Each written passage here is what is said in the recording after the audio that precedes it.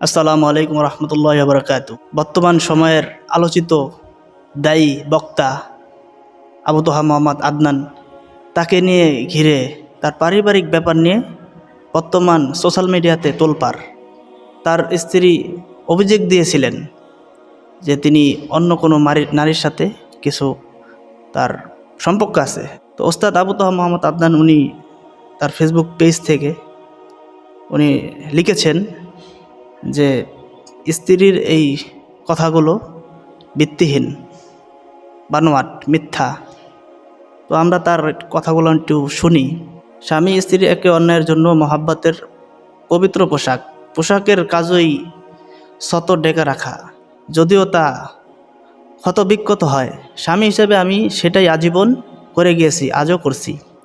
কারণ আজও আমি তার স্বামী, আর আগামীকাল যদি আমি সে পোশাক না থাকি তবুও সেই দেহ সম্পর্কে আমি কোনো বাজে মন্তব্য করব না, যার জিম্মাদার আমি নই। আমার দিন আমাকে তাই শিখিয়েছে।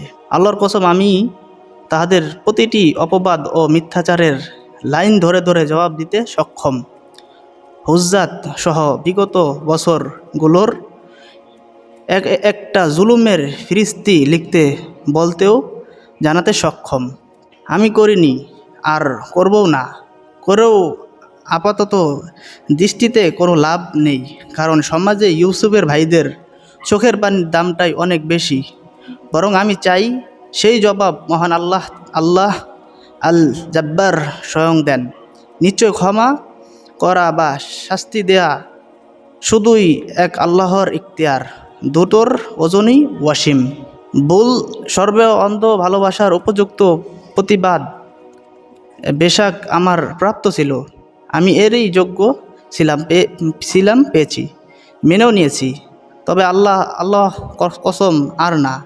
হে আমার জাতি, শুধু এতটুকু বলতে চাই, আরশের মালিকের কসম, আমাকে গুছিয়ে একের পর এক মিথ্যা অপবাদ দেয়া হয়েছে। কাবার রবের শপথ, আমি জিনাকার নই। মোহাম্মদের রবের কসম, আমি ব্যভিচারী নই। যার হাতে আমার প্রাণ, তার কসম, তারা আমাকে যত অপবাদ দিয়েছে তা থেকে আমি মুক্ত। কোনো পরনারীর সাথে আমার কোনো প্রকার হারাম সম্পর্ক নেই। হুজ্জাত ছাড়াই নিজেদের গুনাহের পাল্লা ভারী করো না।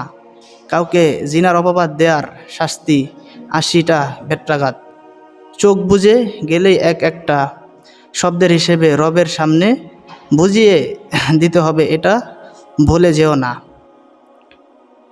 আমার দোষ ভুল সন্তায় মাত্রাতিরিক্ত মহাব্বত উভয় পরিবারের